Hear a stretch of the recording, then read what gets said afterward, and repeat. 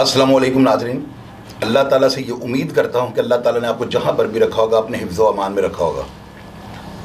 जेदे शाह नाज़रीन, आपको पता है कि मैंने थोड़ा तरीक़ाकार अपना इस तरह से बना लिया हुआ है कि मैं जिस शख्स या जिस किरदार का ज़िक्र करने लगता हूँ ना, या उसमें मैं प्रोग्राम करने लगता हूँ, तो उसको मैं अपने पेज के ऊपर, शाहिद चौधरी वाला जो मेरा पेज है, उसके ऊपर मैं उस किरदार की तस्वीरें कबल अज़ वक्त लगा देता हूँ, ताकि कोई अगर प्रोग्राम मैं करने लगा हूँ तो कोई इसमें अगर अपनी राय देनी चाहे, उस किरदार के बारे में कोई बंदा मस्बत मनफी को अपनी सोच मेरे साथ शेयर करनी चाहे, उसकी ज़िंदगी की आप बीती जो है वो मेरे साथ, यानी कि वो इसी एतमाद के साथ कि मैं उसको वायरल करूँगा और स्टोरी में उसको, उनकी बात को स्टोरी का हिस्सा बनाऊँगा। तो ये सारी चीज़ें जो है ना, मैं बड़ा सोच समझ के जो है ना, पहले कबल अज़ वक्त आप लोगों को जो है ना तस्वीरें लगा देता हूँ उस शख्स की या उस किरदार की, और साथ ऊपर लिख देता हूँ कि अनकरीब जो है मैं इसके ऊपर प्रोग्राम करने लगा हूँ। जावेद अली शाह जेदे शाह, ये अंदरून शहर जो है ना, एक लाजवाल किस्म की एक पर्सनैलिटी हुई है। मैंने उनकी तस्वीरें लगाई हैं तो नीचे किसी दिल जले ने या किसी मन चले ने जो है ना, नीचे कमेंट किया है कि जी शाह जी जो थे ना वो पागल हो गए हुए थे, चाय की वजह से या किसी बंदे के छेड़खानी की वजह से जो है ना उस पर पथराव कर देते थे, जिस तरह पागल आदमी इस तरह करते हैं ना। मैंने उसके कमेंट को जो है ना मैंने पढ़ा, बात हकीकत पे मबनी है, लेकिन इसके पीछे क्या ऐसे हालात बने कि एक पढ़ा लिखा बंदा जो बैंक में जॉब करता है, और उस शख्स को जो बंदा भी मिला हुआ है ना, वो आपको बताएगा कि अल्फाज का ना उस शख्स के पास एक ज़ख़ीरा था, और जिस तरह के वो अल्फाज इस्तेमाल करते थे ना अपनी गुफ्तगू के दौरान, बड़े से बड़ा पढ़ा लिखा बंदा जो है ना ऐसे अल्फाज को इस्तेमाल नहीं कर सकता। जावेद अली शाह जो थे वो कोट लखपत जेल में सजाए मौत होके आते हैं, तो वहाँ पर एक सुपरिटेंडेंट था 1974 में ना, 1974 में गालिबन ये मार्शल का दौर था, तो ये सजाए मौत हो गए। कोट लखपत जेल जब आते हैं तो वहाँ पर एक सुपरिटेंडेंट था, उसका नाम था मसूद अनवर कुरैशी। इस शख्स के बारे में मैंने बहुत ज़्यादा सुना हुआ है कि ये शख्स जो था बड़ा, यानी कि बड़ा ज़ालिम किस्म का ये सुपरिटेंडेंट हुआ है, और इस शख्स ने जो है इसके बारे में कुछ बातें लोग इस तरह की भी करते हैं कि अगर ब्लैक वारंट पे कोई बंदा अगर होता था, यानी कि उसको सुप्रीम कोर्ट के बाद जो है ना उसके ब्लैक वारंट इशू हो जाते थे कि इसको तख्तादार पर लटका दें और उसकी डेट मुकर्रर हो जाती थी, तो उस हालात में अगर कोई बंदा, वो लोग बड़े मुंह फट होते थे ना, उनको पता होता था कुछ दिन के बाद उन्होंने फटे लग जाना। लोग जो है वो मौला जट की फिल्मों से बड़े मुतासिर थे, और वो मरते वक्त अपना इम्प्रेशन जो है ना लोगों पे ये छोड़ने के लिए कि भाई वो बड़ी शान से मरा है, वो तो सुप्रीडेंट का थी पड़ गया था लास्ट टाइम पे। ये लोग जो थे ना इनमें ख्वानदगी की शरह कम थी और ये फिल्मी टाइप लोग थे। तो जो बंदा भी सजाए मौत का ब्लैक वारंटों वाला जो बंदा मसूद अनवर कुरैशी से दौरे पे या किसी भी रंग में कोई इस तरह का ऊट टांग लैंग्वेज इस्तेमाल करता था, या उसको दौरे के ऊपर कोई उससे बदतमीज़ी कर देता था, तो लोग ये बताते हैं, जो लोग इसके साथ रहे हुए हैं, जेदे शाह साहब ये बताते थे कि उस सुपरिटेंडेंट की जो थी ना, वाया गवर्नर कह रही है, जिस तरह से भी कह रहे, ज़ियाउल हक साहब के साथ उसकी डायरेक्ट सेटिंग थी, और वो बंदा यानी कि अगर उसकी डेट 22 होती थी ना तो उसको 14 तारीख पे जो है ना उसके ऑर्डर ला कर उसको लटका देता था, सिर्फ लोगों पे ये प्रेशर डालने के लिए कि यार सुपरिटेंडेंट ने जो है 10 दिन पहले उसको फटे लगा दिया। हालांकि ये इतना कारनामा नहीं है, लेकिन वो अपनी बर्बरियत और अपनी जुल्म की दास्तान को लोगों के अंदर, लोगों को चालू करने के लिए जो है ना वो इस तरह के जो काम करता था। एक दफ़ा का वाक़या लोग ये बताते हैं कि वो दौरे पे जा रहा था, तो एक जानवर जो है ना ज़िबा खाने में, ये जिंदा जानवर डॉक्टर उसको आगे चेक करता है, जो भी कट्टा बच्चा, जो भी गाय वगैरह बड़ा गोश्त जो आता है अंदर, तो डॉक्टर की ये जिम्मेदारी है कि उससे आगे उसको जानवर को जो है ना चेक करना होता है कि उसको कोई बीमारी तो नहीं, वो तंदुरुस्त है, वो कैदियों को उन्होंने खाना खिलाना है।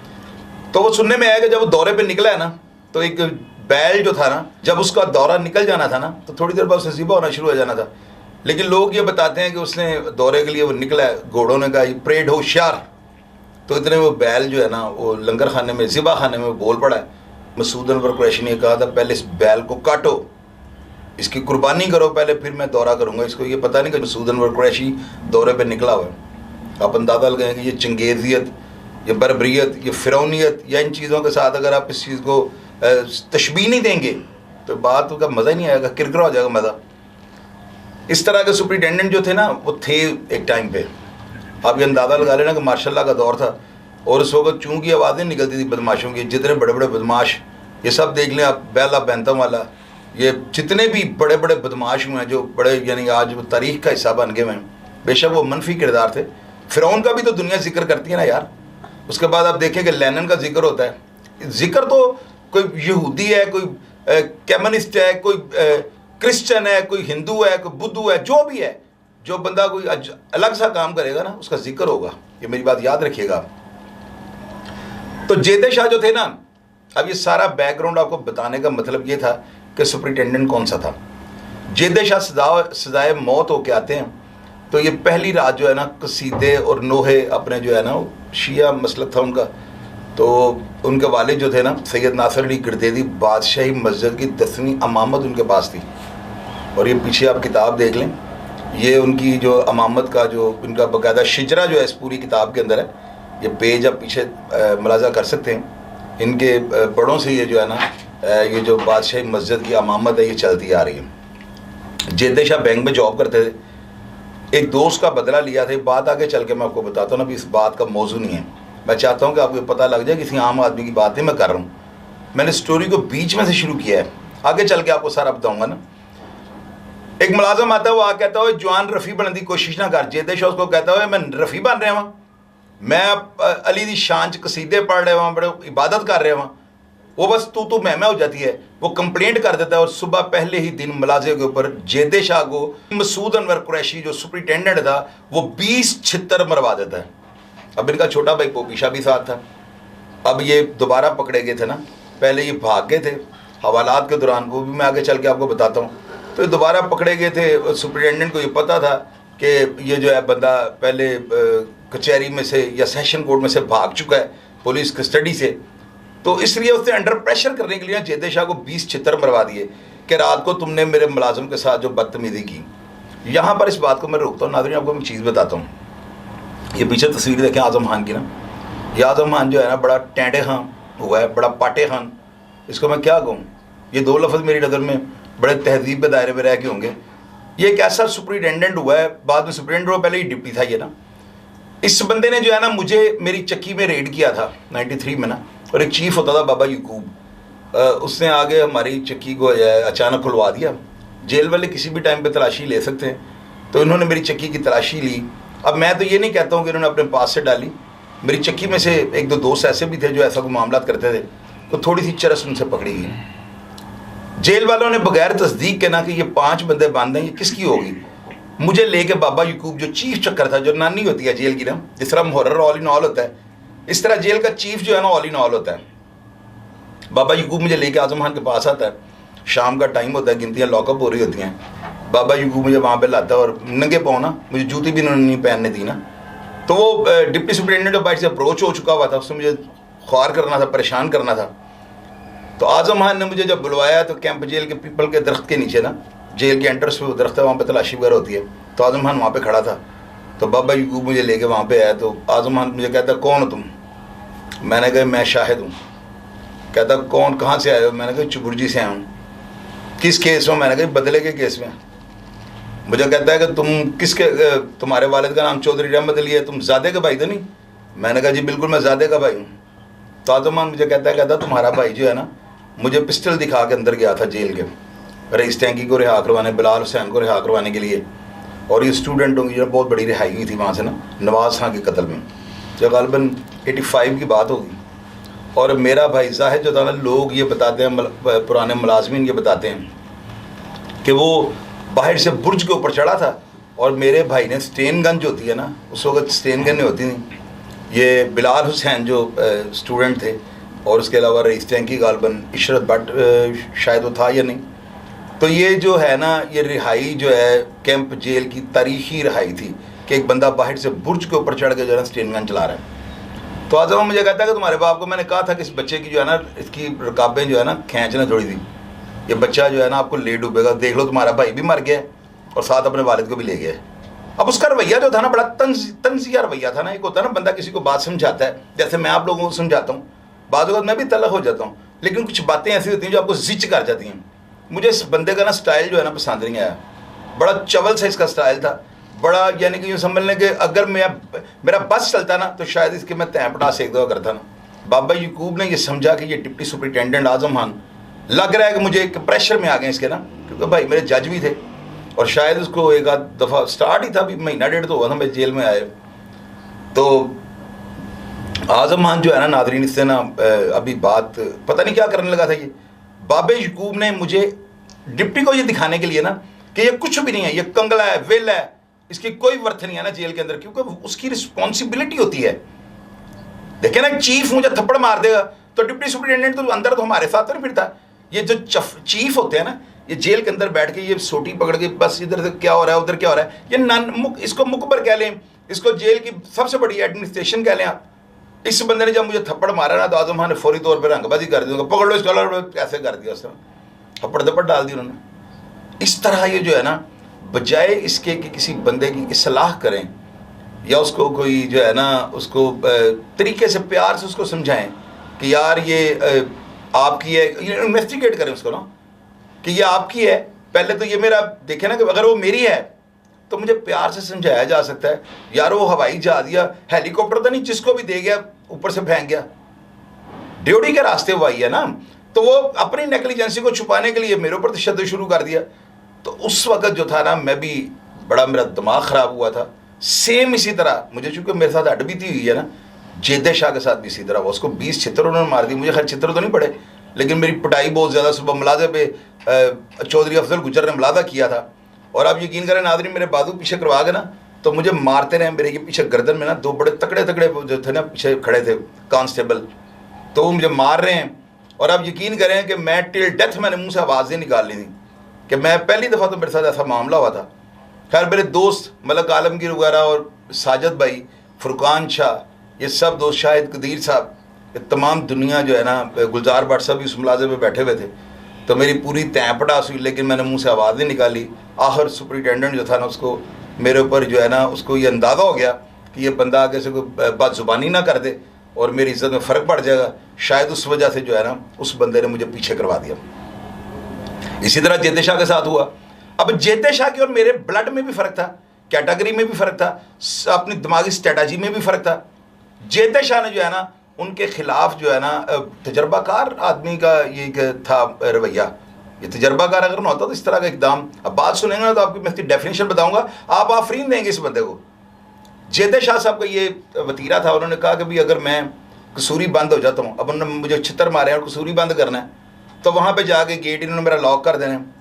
हेड वार्डन जो है कसूरी ब्लॉक के अंदर 2-2 दिन ना आ जाए, वो लांगड़ी जाता है, वो दाल और डुल्लू वो जो है बाल्टी के अंदर वो डाल के 2 ठंडी रोटियाँ पकड़ाता है और आगे निकल जाता है। उसको आप कहते रहो कि यार मुझे शीशा चाहिए, रेजर चाहिए, माचिस चाहिए, सिगरेट चाहिए, कुछ चीज़ चाहिए, तो आपको बार बार थालियाँ ऐसे ऐसे खटखटानी पड़नी है दरवाज़ों के साथ ना, वो कर करके ना आवाज़ आती है। यानी अच्छे खासे आदमी को जो है ना भौंकने पे मजबूर कर देते हैं। वो बंदा वहाँ पे जाता है और जाकर ना, ये हकीकत में ये जेन्युइनली बात है कि बाहर बंदा बड़ा टैम बड़ा होता है कि मैं बड़ा टीटू हाँ, कोई देख दो कि तके मामा, तो अंदर जाते हैं, यकीन करेंगे लोग थालियाँ बजाते और इनकी बात कोई नहीं सुनता। यानी कि वो देखे ना, भौंकने वाली बात ही होगी ना कि आपकी बात अगर वो सुन ले तो इसका मतलब उससे बात का कोई असर हो गया है। तो जब कोई आपको घास भी ना डाले तो फिर वो बंदे, इंसान की तशबीह हम खुद बांधू हैं कसूरी पैरों में, कुत्ता की मुतरादिफ हो जाता बंदा। खैर वो जेदे शाह जो थे ना, इन्होंने भूख हड़ताल कर दी। चौधरी मसूद अनवर कुरैशी को जब पता लगता है कि इस बंदे ने भूख हड़ताल कर दी, 5-6 दिन नहीं पूछता, 7वें-8वें दिन जो है ना वो चौधरी मसूद अनवर कुरैशी जाता है। आप लोग कहेंगे 7-8 दिन वो जिंदा कैसे रहा? अरे भाई ये जेल वाले जब देखते हैं ना बंदा मर रहा है, उसको डेली डॉक्टर उसको चेक करता है। जब डॉक्टरों को पता लग जाए कि बंदा आज मर जाएगा, फिर इसको ग्लूकोज देना शुरू कर देते हैं। मेरी बात याद रखिएगा, जेलों के अंदर ऐसे ऐसे काम हो जाते हैं, आपकी सोच होगी। चौधरी मसूद अनवर कुरैशी 7वें दिन जेदे शाह को सुबह फिर मुलाजिम पर बुलाता और बुला कहता तुम मुझे थ्रेट कर रहे हो, रंगबाजी करते हो। उसने फिर जेदे शाह को छितर मरवा दिए। तो जेदे शाह ने आगे से पता क्या कहा था, उसने कहा था मैंने पता लग गया तुसी मेरे को चालू हो गए चौधरी साहब, अगर आप मुझसे चालू ना हुए थे तो आप मुझे छितर आज कभी ना मरवाते। आप मेरे पर प्रेशर डालना चाहते हो कि मैं, मेरी भूख हड़ताल का आपको भारी कोई नहीं। खैर जेदे शाह की वालदा जो थी ना, ये एक लेजेंड खातून थी ना, अल्लाह ताला उनकी वालदा को जन्नत के आला तरीन बागात में से एक बाग उनके नाम करे ना। जितना कष्ट उस खातून ने, हमारी भी माएँ थी, हमारे भी घर वाले थे, लेकिन इतनी तड़फ और इतनी तौबा मेरी अस्तगफार। पंजाब की अगर 22 जेलें थी ना, तो मेरा ख्याल है जैद शाह ने 16 या 17 जेलें, 3-3 4-4 दफ़ा उसका चलान वहाँ पे गया हुआ है। तो अब ये सोचें, जब एक बंदे को पता ही नहीं उसका चालान कहाँ पे जा रहा है और तकरीबन सारे चलान कसूरी हैं, और एक से भड़ के एक जाबर और फिरौन टाइप सुपरिटेंडेंटों के साथ उसका जो है ना हाथों में हाथ पंजा जो है ना वो पड़ा है, तो वहाँ पे जाकर उस बंदे ने अपने आप को जैद शाह कहलवाया, ना कि लौरिया। उसका नाम लिया लोगों ने कि जैद शाह आ गया जी, तो लोगों की टिकट लग जाती थी। ये मेरी बात आप याद रखिएगा, किसी बंदे को आप ये पूछ लें कि जैद शाह के ऊपर टिकट वाला काम था कि नहीं था। ये जनरल बात आपको बता रहा हूं, वो एक किरदार था। तारीख में कोई माँ ऐसा किरदार दोबारा पैदा नहीं करेगी, मेरी बात याद रखिएगा। मैंने थंबनेल पे क्या लिखा हुआ है मुझे पता है, हमारी माओ ने सब ने सूर में जम्मे में हैं, हम सब बब्बर शेर हैं, दिलेर हैं, बहादुर हैं, नडार हैं, हालात के साथ समझौता नहीं करते, वफादार हैं, जिम्मेदार हैं, हर चीज़ हर क्वालिटी हमारे अंदर है। लेकिन जैद शाह मैं नहीं बन सकता। अब वो किस तरह से नहीं बन सकता यार, 8-8 दिन 10-10 दिन की तो कुछ भी नहीं, 24-24 दिन की महीने की शादी की भूख हड़ताल थी कि उस बंदे ने रोटी नहीं खाई, और कैसे कैसे जुल्म और कैसे कैसे जबर, ये शिकंजे, ये मुंह के ऊपर चीनी के पोचे। उस बंदे को 7 दिन की भूख हड़ताल है और उसके मुंह के ऊपर सुपरिटेंडेंट गुलाम सरवर ललवानी है, पीछे तस्वीर देखें आप ललवानी साहब की। ये बड़े अच्छे सुपरिटेंडेंट थे, मैंने इनके बारे में बड़ी अच्छी रेपुटेशन सुनी है, लेकिन इन्होंने जो है ना जैद शाह को अजियत और देने के लिए 5-6वें दिन जो है भूख हड़ताल थी सहीवाल जेल में, तो वहाँ पे जाकर चीनी का पोछा कर दिया और बड़े प्यार से, जैदू शाह तुझे क्या हो गया यार, अपना मुंह तो साफ कर। तो वो बंदा ज़मीन पे पड़ा और उसके अंदर इतनी पावर नहीं है कि वो अपना हाथ उठा के मक्खियों को पीछे कर ले या कीड़ियों को पीछे कर ले, तो उसको बस टेंशन दे गए, साथ दूध वगैरह केले और खाने पीने की चीज़ें रख गए कि जब इसको कीड़ियाँ तंग करेंगी तो ये ताकत हासिल करने के लिए दूध पिएगा, भूख हड़ताल तोड़ देगा। उस माँ के बच्चे ने वहाँ पे भूख हड़ताल नहीं तोड़ी। अब आप ये देखें कि अगर वो भूख हड़ताल नहीं तोड़ता था तो इसके पीछे वजह क्या थी। वजह ये थी कि जैद शाह अपनी मुलाकात के ऊपर जब भी जाता था उसको स्ट्रेचर आता था, शाह जी उसके ऊपर बैठ जाते थे और शाह जी को एक बंदा आगे से और एक बंदा पीछे से उठाते थे और ड्योढ़ी में ले जाकर रख देते थे। शाह जी वहाँ पे खड़े होते थे, अपनी मुलाकात करते थे, उसके बाद दोबारा स्ट्रेचर पे बैठ जाते थे और उनको वही 2 मुशक्ति जो जेल वालों ने दिए होते थे वो उठा के वापस ब्लॉक में ले जाते थे। दूसरी बात, शाह जी सारी जेल के अंदर हीरोइन बेचते थे, और ये बात आपको मैं इसलिए बताऊंगा कि आपको नेगेटिव और पॉजिटिव दोनों चीज़ों का पता लगे। अगर वो बंदा इनके जुल्म और जबर को कबूल नहीं ना करता था तो वो कोई शरीफ आदमी नहीं था। ये उनकी ज़िंदगी का मनफी पहलू है जो मैं आपसे शेयर करने लगा हूँ। शाह जी जो है ना कोट लखपत जेल के अंदर, मैंने इनको अपनी आंखों से देखा हुआ है। शाह जी के पास 300-400 ग्राम इनके पास हीरोइन होती थी, उसके टोकन बंधे होते थे, और वो टोकन जो है ना वो सरेआम इनके साथ एक लड़का होता था भोली, शाह जी ने उसके कंधे के ऊपर बाजू रखा होना है और वो इनको शाह जी को ब्लॉकों वगैरह में किसी वक्त अगर इनका दिल करने में थोड़ा चलना चाहता हूँ, वॉक करना चाहता हूँ, तो जिधर ये जाते थे कसूरी पैरों में कोई इनकी तलाशी नहीं लेता था और ये सरेआम हीरोइन देते थे और पिछली उगराइयाँ करते थे। शाह जी बैंक और जुए के बड़े शौकीन थे। पूरी जेल जो है ना शाह जी के पैसे जीतती थी। शाह जी जेल से कमाई करके घर नहीं भेजते थे, वो जो अंदर कमाता था ना वो अंदर ही उजाड़ देता था। उस बंदे के पास हज़ारों नहीं लाखों रुपया भी मैंने बाज़ों का देखा है, 2-2.5 लाख रुपए मैंने उनके पास देखा है। ये सब हीरोइन की कमाई होती थी। और वो बंदा आप ये देखें कि उसके जहन के अंदर ये बात पड़ चुकी थी, जहन के अंदर उसने ना सवार कर ली थी ये बात कि मैंने जेल वालों का जुल्म और जबर कबूल नहीं करना। एक तरफ से बात तो जेन्युइन थी कि जेल मैनुअल में हम लोगों पे कहीं पे भी तशद्दुद का उज़र नहीं है। यह गलत बात है कि कोई अगर कहे कि मैं एक कैदी या हवालाती है उसके ऊपर तशद्दुद कर लूँगा, तो ये तशद्दुद का कोई कॉन्सेप्ट जेल के जो है मैनुअल के अंदर नहीं है। कहीं पे भी नहीं लिखा हुआ कि आप प्रिजनर को जो है ना उसको पनिश करें और उसको आप थ्रेट करें, उसको मारें, ये कहीं पे भी नहीं लिखा हुआ। जैद शाह ने जो है ना पहले ही दिन चौधरी मसूद अनवर कुरैशी के ख़िलाफ़ जब तबले जंग बजाया, तो आप यकीन करें नाज़रीन, जेल के अंदर उसके बाद जो है ना ये मुल्ला मुज़फ़्फ़र, उसके बाद आप देखें कि ये लोग जिनके नाम मैं आपको बताने लगा हूँ, सब जैद शाह के साथ रहे हुए हैं, ज़्यादातर इनमें ज़िंदा हैं। कौन कौन लोग?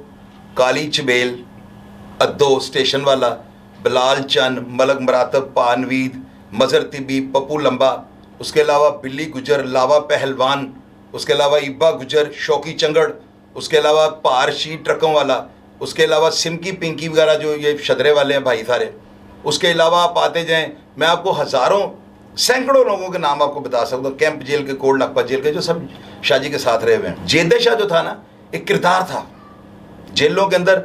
वेरुओं का जब जिक्र आएगा ना, पंजाब की जेलों के अंदर रमज़ानी का जिक्र आएगा, फैसलाबाद वाले का, लियाकत गिल का जिक्र आएगा, इसमें जेदे शाह का जिक्र आएगा, बाबे तुरे शाह का भी थोड़ा सा आएगा, आबद शाह पिंडी वाले थे उनका भी थोड़ा सा आएगा, लेकिन ज़्यादा सफ़े अव्वल पे जिस शख्स का जिक्र जो है ना, जेल की बर्बरियत, जुल्म और जबर के खिलाफ ऐलान जंग के रुख में जिसका नाम आएगा, वो एक ही नाम है, जेदे शाह। नादरीन, अब आप ये देखें कि जेदे शाह सजाए मौत होके आया, उससे पहले ये फरारी इन्होंने की। इनकी वालदा इनको पिस्टल दे गई। मुजम्मिल शाह और जेदे शाह दोनों सेशन कोर्ट से भाग के कितनी देर ये मफरूर रहे, कैसे इन्होंने रास्ते अलग कर लिए। जेदे शाह दोबारा पकड़ा गया और उसके बाद जो दास्तान जेलों की तारीख के अंदर जेदे शाह रकम कर गया ना, इसको गोल्डन हरूफ में लिखा जाएगा। मेरी बात याद रखिएगा। अब इसके बाद क्या होता है ये आपको आइंदा प्रोग्राम में बताऊंगा। अपना ख्याल रखिएगा जी। प्रोग्राम देख के अगर आपको पसंद आए, कमेंट बॉक्स में अपनी राय से ज़रूर आगाह कीजिएगा। पाकिस्तान जिंदाबाद।